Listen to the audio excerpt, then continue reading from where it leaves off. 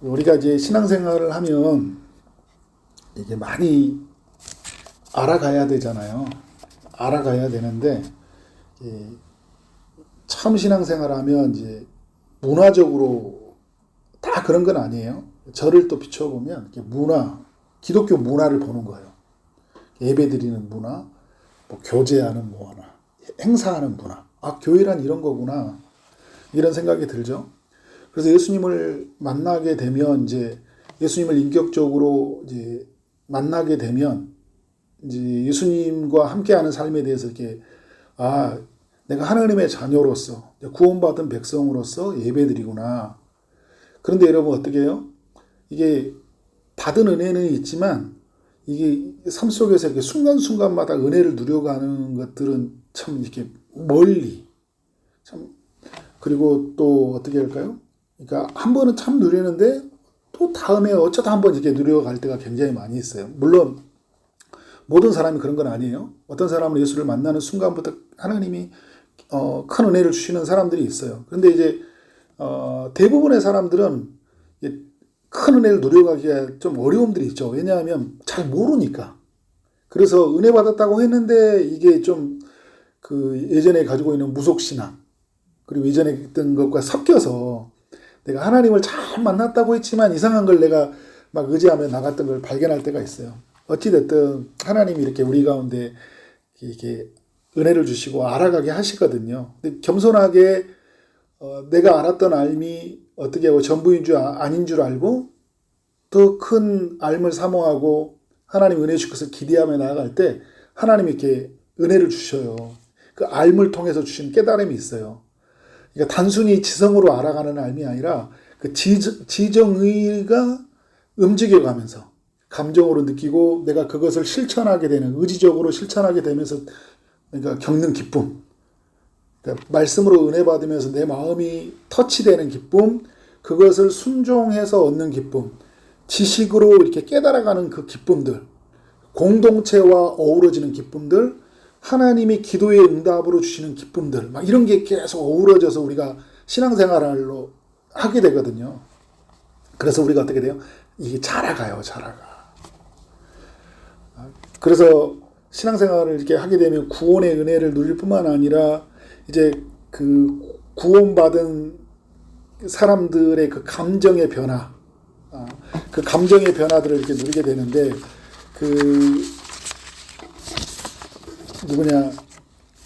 칼빈이 기독교 강요의 책을 썼을 때 그런 내용들을 많이 하거든요. 그 칼빈의 기독교 강요 3권, 2권의 이야기를 보면 우리가 믿었을 때 하나님이 반사적으로 주는 그런 내면의 그 감정이 있는데 평안, 기쁨, 이로, 안식이 생긴대요. 믿는 사람 안에서. 이게 감정의 변화예요. 그러나 여러분 성경을 통해서 이렇게 여러 에서 보면 이제 뭐 평안이 있고 기쁨이 있는데요. 뭐 은혜, 사랑, 만족, 감사 이런 단어들로 우리가 어우러진다고요. 소망, 자유, 담대함, 이로, 경외감, 기대감, 열정 이게 우리 내면 안에서 이렇게 막 생겨나요. 하나님을 향한 사랑하는 마음들 그리고 하나님이 사랑한 것들을 사랑하고 높이 계신 그 하나님이 내 안에 계신데 그 하나님에 대한 경외감 이런 감정들이 이렇게 다 뒤섞여서 어떻게 돼요? 이 거룩한 감정이라고 하거든요. 내 안에서 이게 느껴지는 거예요. 근데 그게 이제 뭘로 나타나는 거예요? 말로, 표정으로, 행동으로. 그래서 이기적인 내 삶이 이타적인 삶이 되고 나밖에 몰랐는데 다른 사람을 살피게 되고 그리고 다른 사람을 생각하면 눈물이 나고 미워하는 사람에게 용서가 되어지고 그리고 하나님의 마음이 부어져서 어떻게 돼요? 이제 나하고 전혀 상관없는 사람들에게 막 복음을 전하게 되고 그래서 하나님의 나라를 위해서 어떻게 해요? 전적으로 내 인생을 헌신하고 그렇게 드려지는 하나님의 변화의 역사죠. 근데 하나님이 이렇게 알게 하셔요. 그렇게 이 알미 제가 오늘 설교의 제목처럼 풍성하게 거하게 하신다는 이게 하나님 나라의 원리예요. 하나님 나라의 원리.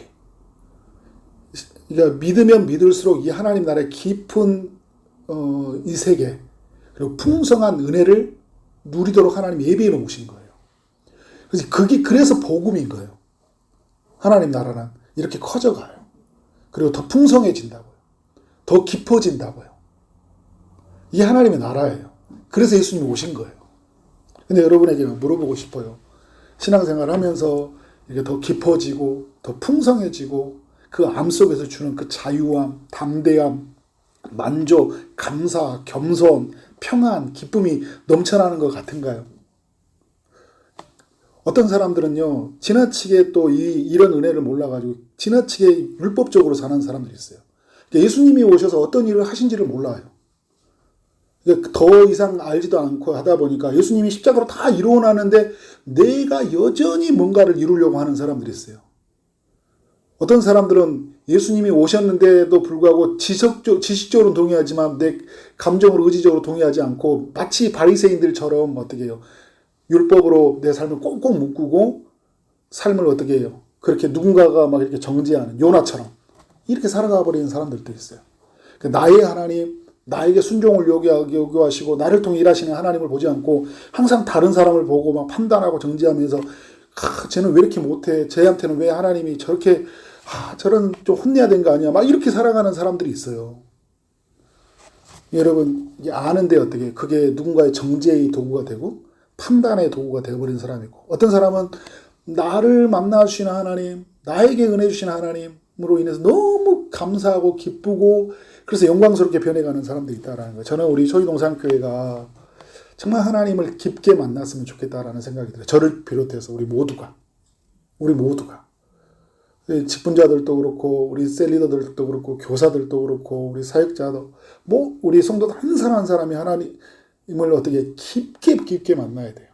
깊게. 그래서 오늘 저는 그 요한복음 1장의 이야기를 보면서 정말 이 하나님의 알아감이 무엇인지를 우리에게 너무 잘 설명해 주고 있다. 이런 생각이 들었어요.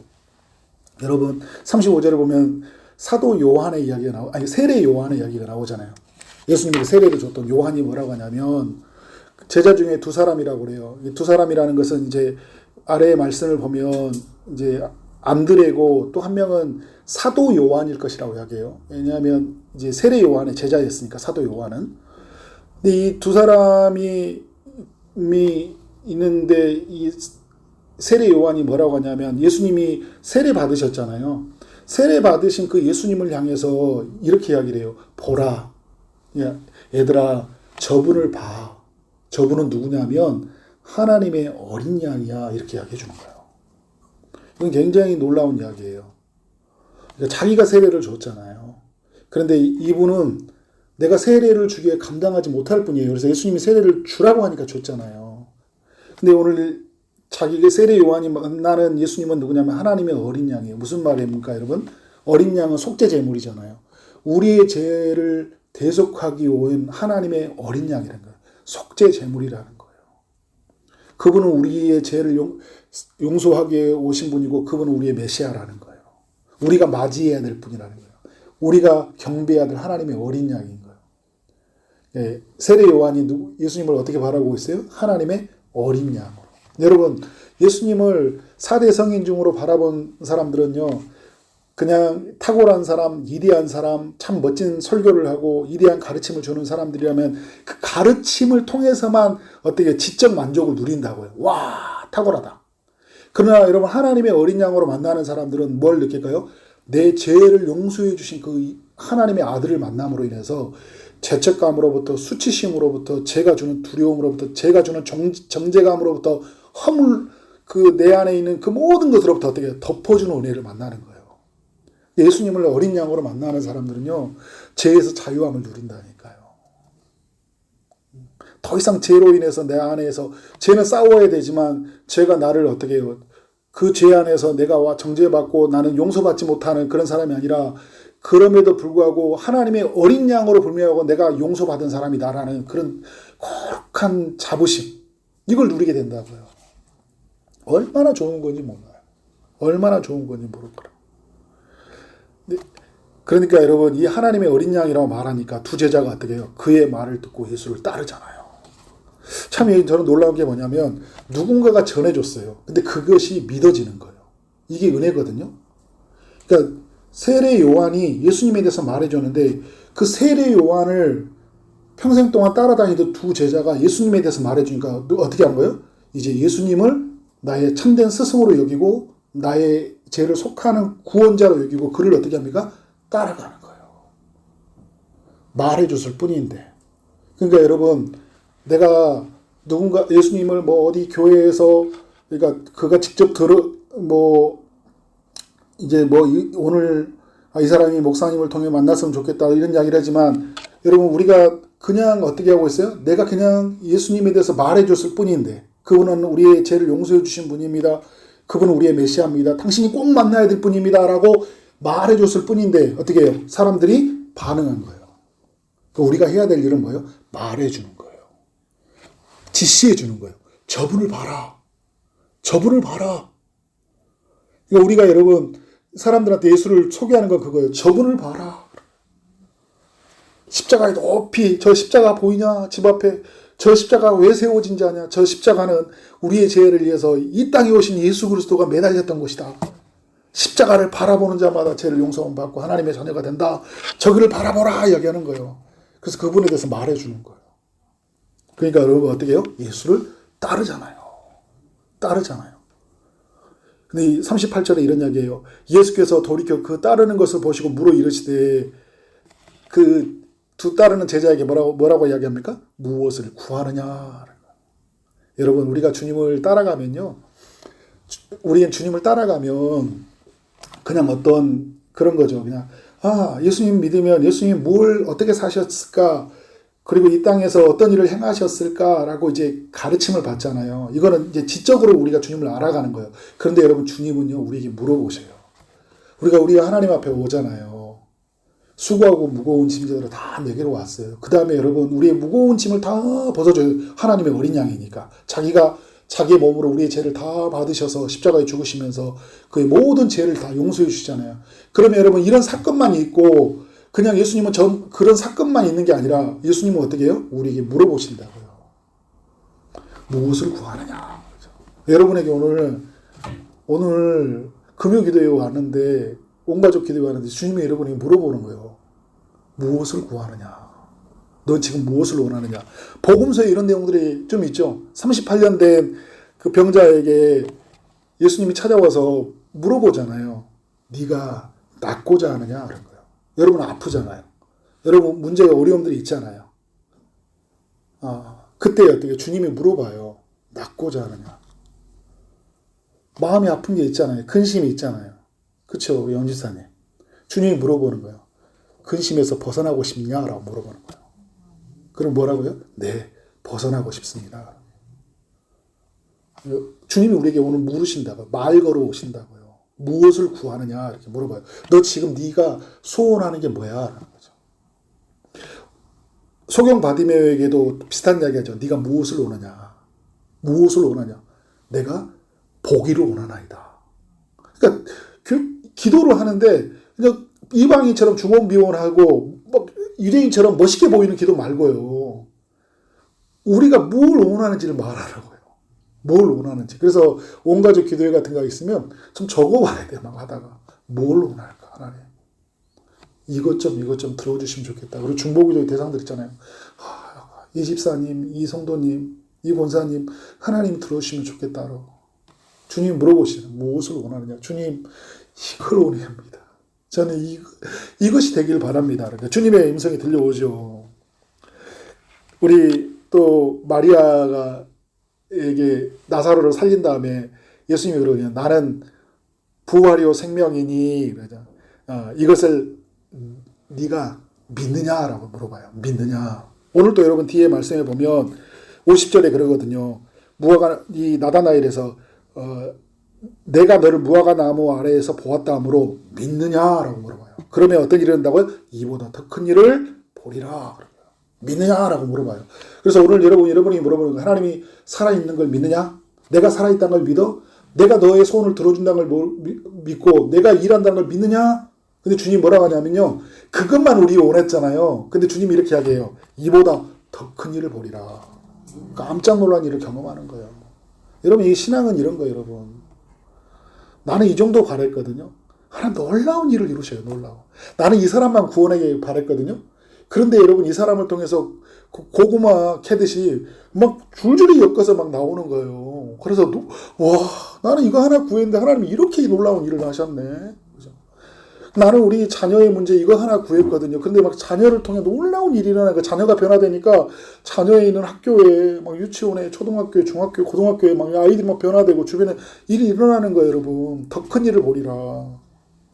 이게 무엇을 원하느냐? 이게 여러분 우리가 주님을 안다는 게 뭐냐면 주님이 우리에게 물어보신다는 거고요. 그리고 주님은 이 일을 행하신다는 거예요. 여러분 이걸 믿으세요. 이걸 믿으세요. 예수께서 그러니까 뭐라고 하냐면요. 랍비여 어디 계시오니까 라고 이렇게 물어봐요. 무엇을 원하냐? 그러니까 어디 계십니까? 그러니까 이 어디 계시나라는 것은 그러니까 어떤 의미를 가지고 있냐면 이제 예수님과 함께 있고 싶은 마음들을 아뢰거든요. 그러니까 예수님이 뭐라고 하냐면 와서 보라. 와서 보라. 그러니까 예수님은 여러분 우리에게 뭐라냐면 가까이 오기를 바라셔요. 우리 여러분 교회 생활을 하잖아요. 예배 드리잖아요. 봉사를 하잖아요. 섬기잖아요. 주님이 우리에게 뭐라고 해요. 최만석, 최용재 가까이 와 나한테. 그러니까 이 일하는 미션을 수행하는 너 중요하죠. 근데 나한테 가까이 와. 가까이 와. 나와 같이 교제하자. 대화하자. 나와 함께 있자. 그리고 여러분 제자들 마가복음에 보면요. 제자들을 부르실 때 왜 부르셨냐고 하면 그들과 함께 있게 하려고 부르셨다고 얘기해요. 오늘 부르잖아요. 뭐라고요? 와서 보라라고요. 그래서 그러므로 그들이 가서 계신 데를 보고 그날 함께 거하니 그잖아요. 때가 10시쯤 되었더라. 그러니까 지금 이제 이거 요한복음은 이 로마인들을 구원하게 쓴 책이니까 사실 10시면 우리 시간 10시인가 맞아요. 근데 여러분 10시 오전 10시에 불렀다면 주님이 이제 그날 함께 거했다는 거잖아요. 그럼 언제까지? 저녁까지. 오랜 시간 주님과 함께 머무른 거예요. 저는 이게 우리의 중요한 거예요. 여러분 우리는 주님과 오랜 시간 머물러야 되는 거예요. 우리 인생을 보면 저는 예수 믿는 순간부터 어떻게 예수님과 함께 그분과 함께 머무르는 거예요. 그분과 함께 사는 거예요. 그분을 누리는 거예요. 예수님은 그래요. 나를 먹어라 막 하잖아요. 그분을 먹고 그분이 주는 말씀을 먹고 은혜를 먹고 사랑을 먹고 그죠? 그렇게 사는 거예요. 그분의 섬김을 받고 그래서 채워줘서 다른 사람을 섬기는 거예요. 이제는 또 내가 하는 게 아니라 내 안에 계신 그 예수의 사랑 나를 사랑하신 그분과 함께 그 사랑을 덧입고 그 일을 하는 거예요. 여러분 이게 신앙생활이고 이게 신앙생활. 참 놀라운 거예요. 이 35절부터 이하의 말씀들 보면. 그러니까 요한의 말을 듣고 예수를 따르는 중에 두 사람 중에 하나는 시몬 베드로의 형제 안드레라. 그러니까 이제 안드레가요. 또 이제 사도 요한이기도 하는데 누군지는 드러났지 않지만 세례 요한에 들었던 이 중에 한 명 요한이고 왜냐하면 요한이 요한복음을 적었잖아요. 그러니까 자기 이름을 빼는 거예요. 그 둘 중에 한 명이 빼고 누구 이야기만 하고 있어요. 자기가 지금 객관적 입장에 성경을 쓰고 있잖아요. 자기는 빼고 지금 그 자기와 함께 있었던 누구 이야기를 해주고 있어요? 안드레 이야기를 해주고 있어요. 근데 안드레가 뭐더니 쪼르륵 달려가는 거예요. 왜 달려가요? 41절 그가 먼저 자기 형제 시몬을 찾아 이르되 시몬을 찾아가는 거예요. 그냥 예수님이 와서 보라겠고 예수님과 함께 머무르는데 너무 좋은 거예요. 여러분 신앙생활 하는데요. 그 교회 일 열심히 하고 뭐 무슨 일을 하고 뭐 해서 그래서 기쁜 게 아니라요. 예수님과 함께 있는 게 너무 좋은 거예요. 너무 좋은 거예요. 그러니까 어떻게 하는 거야? 이제 찾아가는 거야. 야, 이건 신세계야, 신세계. 이건 새로운 세계야. 그동안 경험하지 못했는데, 이들은 여러분 유대교 신자들이잖아요. 그들은 그냥 성경 달달달 외우고 살았던 사람들이고, 그리고 이제 안식일만 되면 가서 예배드리고 이렇게 살았던 사람이 이건 신세계예요. 이건 예수님과 하나님의 아들 메시아와 함께 사는 삶인 거예요. 이런 기쁨이 어디 있어? 그러니까 누구에게 찾아가요? 제가 볼 때는 저 같았으면 이렇게 약간 좀 미친 듯이 갈 거예요. 야, 이거 너무 신세계를 경험해가지고 시몬 형이거든요. 그래서 시몬에게 찾아갖고 형 이랬을까요? 이제 우리나라 정서로 말하면 형 놀라지 마. 이거요. 우리가 메시아를 만났어. 우리를 뭐냐면 사도 요한과 말하는 거예요. 사도 요한과 말할 때 우리가 메시아를 만났어. 베드로도 깜짝 놀라겠죠. 메시아는 번역하면 뭐라고요? 히브리어로 메시아라고 하고 그 다음에 헬라어로 그리스도라고 이야기하잖아요. 그러니까 그리스도가 이렇게 친절하게 가로표를 해줬던 게 뭐냐면 이제 번역의 과정도 있지만 그 당시 성경을 쓰면서 어떻게 하는 거예요? 그 로마인들에게 복음을 전하기 위해서 메시아다 하면 못 알아들으니까 그리스도다 이야기를 해주고 있는 거예요. 만났다 이야기하는 거예요. 그리고 누구를 데리고 베드로를 데리고 왔어요. 그래서 여러분 전도는 이렇게 되는 거예요. 나와 함께 하신 예수를 가서 보고요. 그분에게 은혜를 데리면요. 그냥 무슨 이야기 할 것 없이 그 예수님에게 데려오면 된다고 생각이 들어요. 그리고 그분이, 주님이 임하시면 되는 거예요. 그러니까 여러분, 내가 예수님을 막 전하잖아요. 그러니까 막 논리로 우리는 너무 지식으로 살려고 하니까 그런 거예요. 지식으로 설득하지 말고 나와 함께 하신 예수를 드러내라고요. 예수를 드러내라. 그러니까 제가 틴켈러 목사님 할 때 예수님에 대해서 이제 모든 걸 이제 복음 중심적, 그리스도 중심적 설교를 하라고 이야기를 해요. 그래서 설교에 구약을 성경을 하더라도 그것을 예수 그리스도의 관점으로 이야기하라고 하거든요. 근데 제가 그때 깨달은 게 하나 있어요. 뭐냐면, 그리스도를 설교하는 거 너무 중요하죠. 그리스도의 성경이 예수님을 증거하는 거니까. 그런데 여러분, 정말 중요한 게 뭔지 아세요? 설교의 현장에 누가 있어요? 그리스도가 있다라는 거예요. 그리스도가 있다는 거예요. 그러니까 여러분, 내가 예를 들어서 이런 거예요. 설교도 전도도 내가 막 전도를 했어요. 그럼 내가 예수님을 지금 전하고 있잖아요. 근데 정말 중요한 거, 거기에 누가 있다는 거예요? 그리스도가 있다는 거예요. 그러니까 나는 어떻게 해요? 계속 그리스도를 의지하고 그리스도를 드러내려고 하면 내 안에 계신 그리스도가 그에게 일하는 거예요. 근데 나는 누구예요? 계속 그리스도를 드러내는 거예요. 그리스도를 드러내는 거예요. 그리스도를 자랑하는 거예요. 내가 짧은 지식으로 그리스도를 자랑하는 거예요. 예수님 만나서 이런 거야. 그럼 내 안에 계신 그리스도가 어떻게 하는 거예요? 말하는 거예요. 그러니까 여러분, 데리고 오니까 예수님이 보시고 요한에게 이런 이야기 하잖아요. 그러니까 이 시몬에게 뭐라 하냐면, 내가 요한의 아들 시몬이니, 이렇게 하게요. 참 이런 거 아시죠? 여러분 찬양하시죠? 내 이름 아시죠? 어떻게 부르죠? 김태훈 선생님? 주님은 아시죠? 내 이름 아시죠? 이거 아시죠? 이게 찬양 있어요. 그죠? 아니, 물론 이럴 수 있어요. 이 사람이 안드레가 자기 동생이니까 우리 아버지 이름은 시몬이고 이렇게 물을 수 있지만, 성경 전체의 맥락을 보면 예수님은 우리를 아세요? 모르세요? 아세요. 우리가 말하기 전에 안다고요.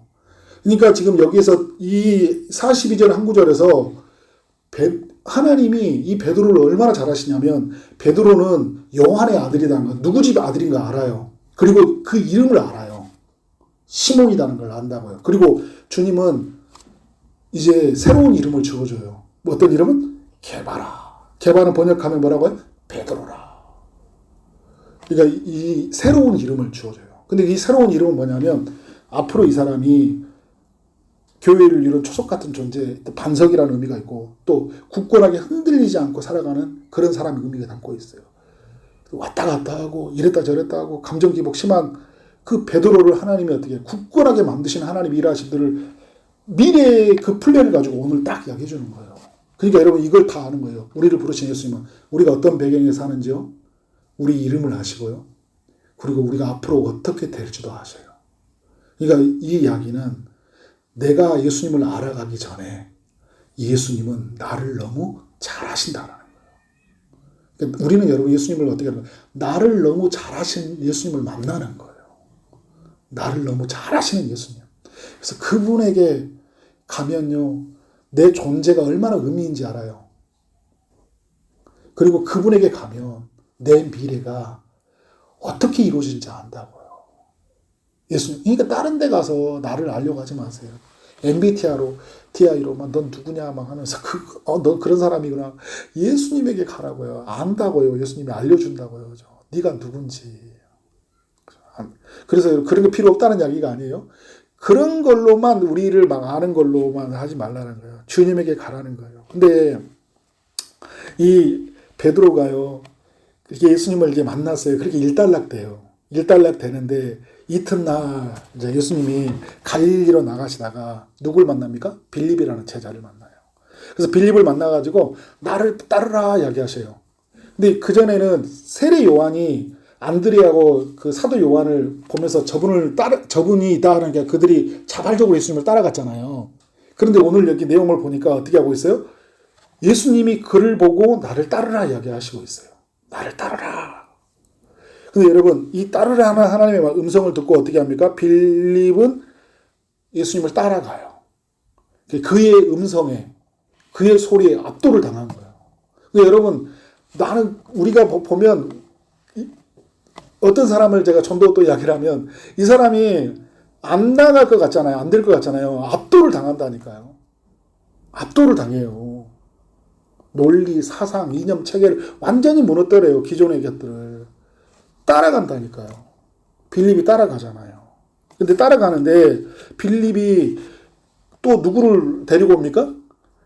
이제 이 사람은 누구냐면 빌립은 다 한 동네 사람이야. 안드레, 야고보와 한 동네 사람이라고 하잖아요. 다 한 동네 사람이야. 그러니까 지금 안드레와 베드로도 막 만나는데요. 그 동네에서 난리가 난 거예요. 진짜 이 동네에서. 이 동네가 지금 난리가 난 거예요. 빌립도 예수님을 만나버리네. 근데 이 빌립이 또 어떻게 해요?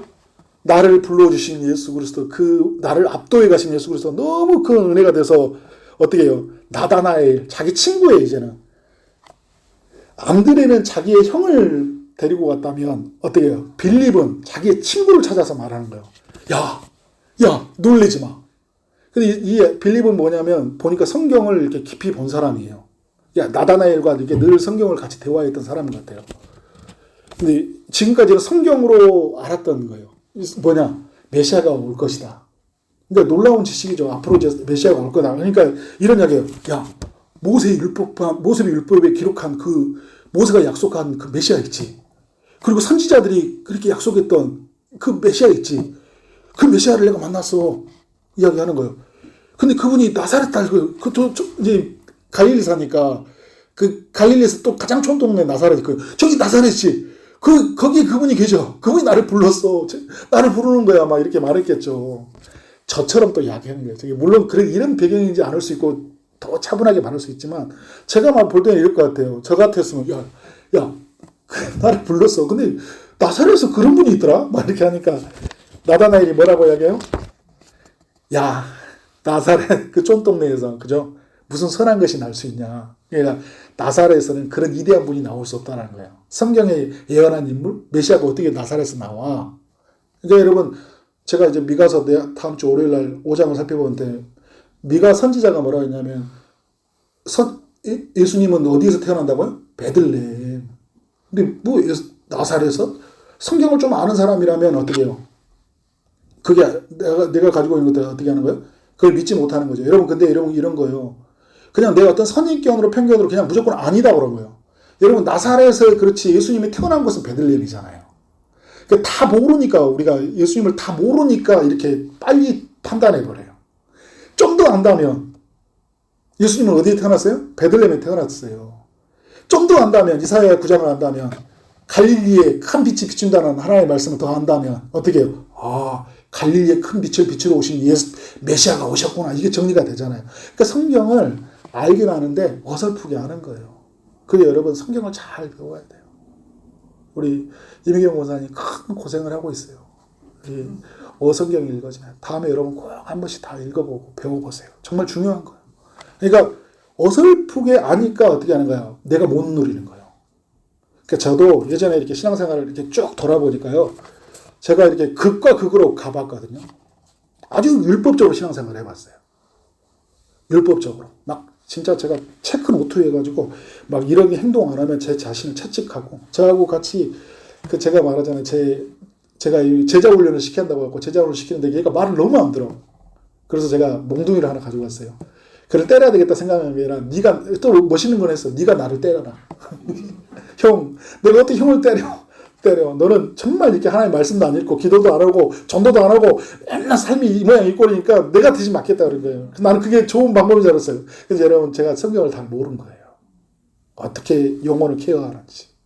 그리고 너무 율법적이야. 뭘 하지 않으면 내가 스스로 너무 정죄감에 빠지고요. 그리고 나의 열심으로 교회에 들어오자면 막 교회 목사님이고 뭐고 다 필요 없어요.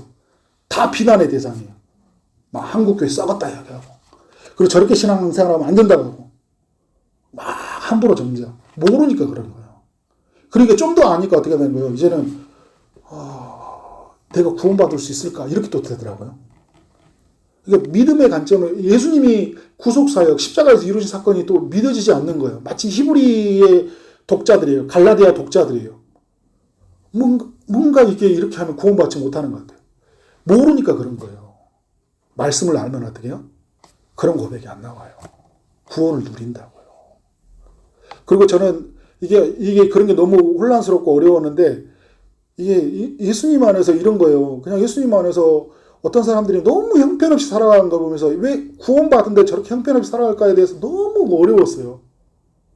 근데 이제 나중에 제가 우리 교회에 한번 오셨던 교수님, 강웅산 교수님, 구원론 담당하신 교수님하고 같이 엄청 대화를 했어요, 학교에서. 그 부분이 제가 정리가 됐어요. 하나님이 그 만들어 가신 하나님, 그러니까 점진적인 우리 성화를 이루어 가신 예수 그리스도의 하나님 일하신 뭐냐. 그래서 여러분 영적인 어린아이와 하나님이 이 사람들, 그렇지만 처음부터 믿지 못하는 그 다양하게 또 이런 세계들이 있어요. 이건 뭐 다 말하려고 하는 게 아니라 제가 말하려고 핵심은 뭐냐면 모르니까 어떻게 하는 거야. 두려움에 빠져버린 거예요. 모르니까 내가. 신앙생활 두려운 거예요. 그러니까 구원의 기쁨을 못 누리는 거예요. 왜? 나는 언젠가 구원에 떨어질지 모르는 이렇게 신앙생활하면 나는 구원받지 못한 이런 두려움들 있잖아요. 이게 또 나를 막 모르니까. 여러분 이 선입견들을 막 뭔가 주고 이렇게 준단 말이에요. 그러니까 이런 일이 없을 수 없다라는 거예요. 여러분 이게 나다나엘이요. 이번 주 제가 주일날 요나하고 비슷한 거예요. 선한 것이 날 수 없느니라. 그러니까 무슨 요나는 뭐예요? 어떤 겁니까? 느니에는 용서받을 수 없다. 이 생각이 딱 그 정도 있잖아요. 나다나엘, 나사렛은 선한 것이 날 수 없다. 딱 뭔가를 이렇게 탁 정리해버려요. 모르니까. 여러분 편견을 깨는 건 너무 중요합니다. 주님을 만나기 위해서. 그래서 여러분 근데 빌립이 뭐라고 하냐면 야 그런 말 하지 말고 뭐예요? 와서 봐. 먼저 막 생각하고 계산하고 그래서 딱 거절해버리고 떠나지 말고요. 와서 겸손하게 그분을 봐. 그분의 이야기를 들어. 그러니까 여러분 뭔지 알아요? 막 혼란스럽잖아요. 겸손해져야 돼요. 그냥 겸손하고 어떻게 돼요? 그의 말을 들어야 돼요. 그리고 주님 앞에 서야 돼요. 말해 주실 때까지, 풀어 주실 때까지 기다려야 되는 거예요. 그런데 여러분 어떻게 돼요? 예수님이 나다나엘이 오시는 것을 보시고 왔단 말이에요. 왔다는 거 나다나엘이 뭐예요? 가서 봐야 되겠다. 가서 봐야 되겠다. 근데 그를 가리켜서 예수님이 이렇게 하죠. 이는 참으로 이스라엘 사람이라 그 속에 간사한 것이 없도다. 여러분 참 놀라운 게 뭐냐면요. 예수님을 가르쳐 주기 전에요. 예수님이 누구인지 먼저 내가 너 누구인지 알려주는 거예요. 그러니까 베드로에게도 이름도 배경도 어떻게 될지 알려줬잖아요. 나다나엘도 뭐냐면 나다나엘은 되게 궁금했거든요. 예수님이 왜 나사렛에 선한 것이 없다, 날 수 없다라는 게 궁금하고 정말 그럴 일이 없어. 그런데 예수님이 만나자마자 예수님이 그를 아는 거예요. 뭐라고 하냐면 참으로 이스라엘 사람이다. 그 속에는 간사한 것이 없다. 그러니까 뭐가 되냐면 나다나엘의 마음속에 뭘 가지고 있는지 아는 거예요. 여러분 제일 힘든 게 뭐냐면요. 내가 나를 모른다라는 거예요. 제가 깨어졌던 게 그거였거든요. 옛날에 제가 저를 멘토로 가르쳐줬던 목사님이 그런 이야기를 했어요. 막 누군가를 이야기했을 때 그 목사님 그런 이야기 하더라고요. 야, 나도 나를 모르겠는데 내가 누구를 알겠냐고 이야기하는 거예요. 근데 여러분, 그런데 오늘 그 예수님이 딱 그 속에 보면서 그 속에 간사한 것이 없다고 이야기할 때, 근데 이 나다나엘은 이런 거 있었던 것 같아요. 정말 순수하고 깨끗하게 죄 많은 세상에서 죄를 짓지 않으려고 나는 흠없이 지키려고 하는 그런 마음, 그런 있음이 있죠. 물론 죄가 없다는 게 아니에요. 모든 인간은 죄를 범한 사람들이죠. 그래서 메시아가 필요해요. 그런데 이런 거 있잖아요. 정말 그래도 나는 나름대로 성실하게 살고 싶은 마음이 있던 거예요. 근데 주님이 아시는 거예요. 간사한 게 없구나. 근데 그 예수님, 나다나엘이 뭐랍니까? 어떻게 나를 아십니까? 근데 예수님은 참 자신을 알려줄 때 뭐라고 하냐면요. 우리 자신을 내게 대화하시고 우리를 어떻게 사는지 우리 속에 뭐가 있는지를 알려주시면서 자기가 누군지를 알려주세요. 그러니까 여러분 우리의 삶을 과거를 해석해주고요. 우리에게 뭘 가지고 있는지를 막 드러내게 하시고 다 아시면서 어떻게 해요. 근데 이런 생각도 주님은 다 아시구나. 주님이 나를 만져주시고 그분이 일하시구나 라고 하면서 그분은 내가 만나야 될 메시아구나 이런 게 정리가 되잖아요. 근데 예수님이 뭐라고 하냐면 빌립이 너를 부르기 전에 네가 무화과 나무 있을 때에 보았나라. 야 나다나엘 너 오기 전에 무화과 나무 있었잖아. 내가 너 봤어 라는 거예요. 그러니까 여러분 뭔지 아세요? 우리가 어떻게 살아온지 아신 거예요. 오늘 여러분 금요 기도기 오기 전에요. 무엇을 했는지 아셔요. 임혜영 원사님 오늘 치열하게 고객과의 전화하고 마음 애쓰고 그죠? 고민하고 내가 봤다라는 거예요. 봤다. 어떻게 아셨지? 그분은 하나님의 어린 양이고 그분은 성경대로 오신 메시아고 그죠? 그분이 아신다는 거예요. 그러니까 나다나엘이요. 나사렛 막 이런 이야기 있었죠. 선입견이 있죠. 다 사라졌어요.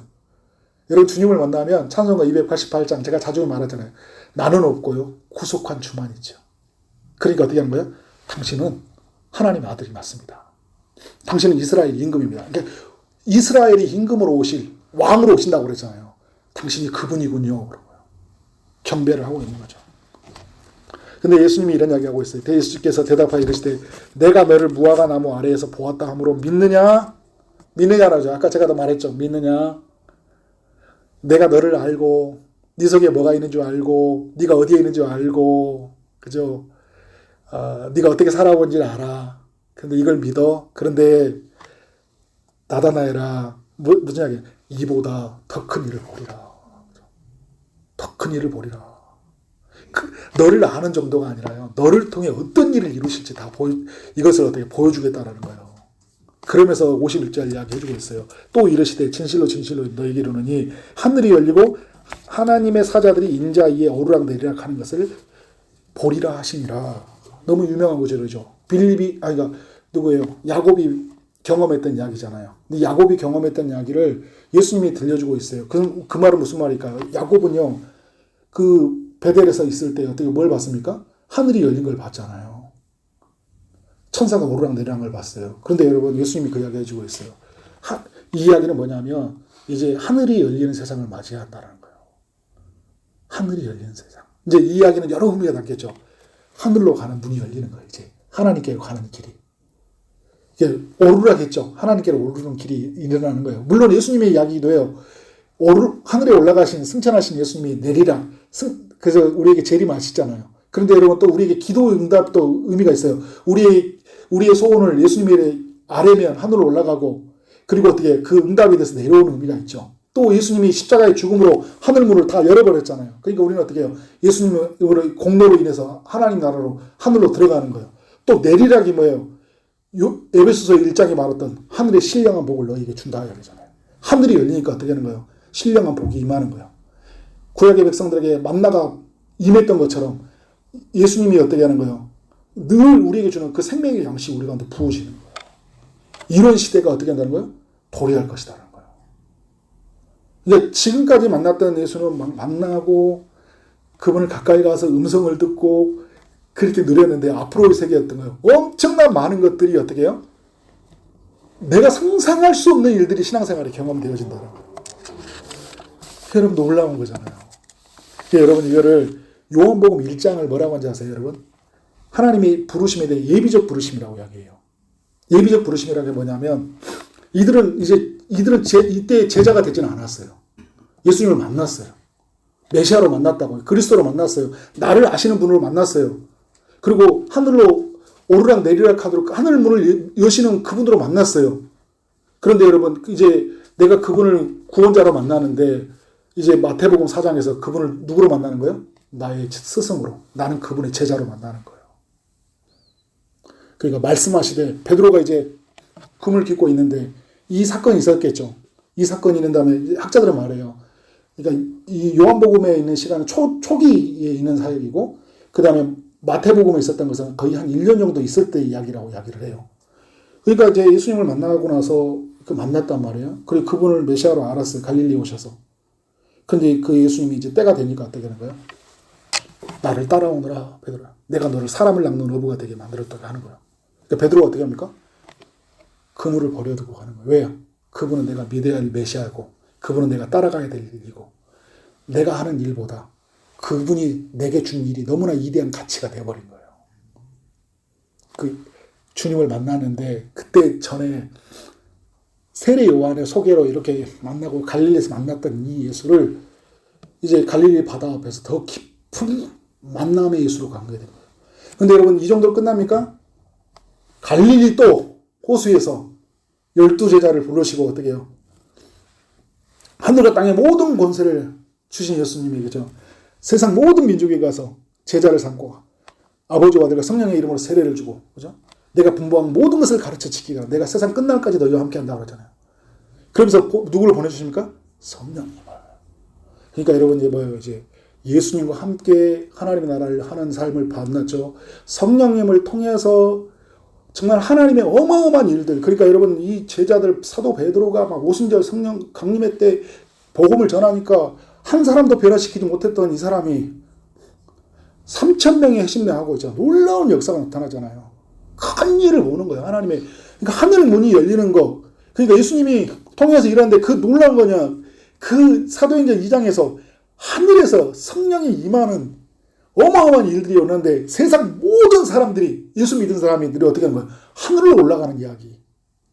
인자가 오르락 내려가는 이 어마어마한 이 큰 일을 보여주신 거예요. 그러니까 여러분 예수 믿으면 앞으로 우리에게 보여주실 게 너무 많다고요. 경험할 게 너무너무 많아요. 근데 우리가 해야 될 거 뭐예요? 겸손해야 돼요. 더욱 겸손해야 돼요. 더욱 우리의 생각을 내려놔야 돼요. 생각을 더욱 내려놔야 돼요. 그리고 오늘 말씀 여러 교회처럼 그분에게 더욱 가까이 가야 돼요. 그분에게 머물러야 돼요. 그분의 음성을 들어야 돼요. 그분의 음성을 들어야 돼요. 그래서 우리가 어떻게 해요? 그분으로 인해서 자라가야 돼요. 근데 그냥 있다가 여러분 신앙생활 하다가 보니까 어느 날 보면 그냥 이렇게 보다가 이제 종교적 어떤 이제 그냥 아는 사람, 종교적으로 아는 사람이 있어요. 교회 생활 다 알아. 우리 흔히 하는 말로 시쳇말로 빠꿈이라고 해요. 빠꿈처럼 아는 사람이 있어요. 막 교회는 뭐 이렇게 하고 설교는 또 이렇게 하시고 뭐 목사님 뭐 이렇게 막 얘기 있어요. 이건 여러분 아는 게 아니에요. 그 사람들에게 말한 거였으면 와서 봐. 와서 나에게로 오라 그러면 나에게로 오라. 오늘 여러분 세례 요한, 베드로, 빌립, 나다나엘, 그죠?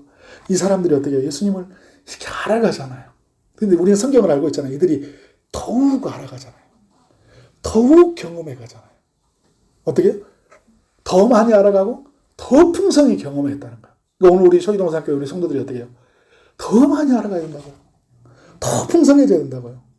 그래서 예수로, 그죠? 예수로. 이런 은혜가 오늘 우리에게 있기를 원하고 오늘 기도 가운데 우리 주님을 이 기도로 속에서 임하시는 그 예수 그리스도의 그 붙잡아 주심, 그의 이름으로 구했을 때 응답해 주심, 우리와 교제하심, 우리를 통해 일하심, 오늘 기도 속에 경험하고 기도 이후에 그것이 우리의 삶 가운데 어떻게 드러나는지를 경험하는 여러분 되어지기를 주님의 이름으로 축원합니다. 아멘.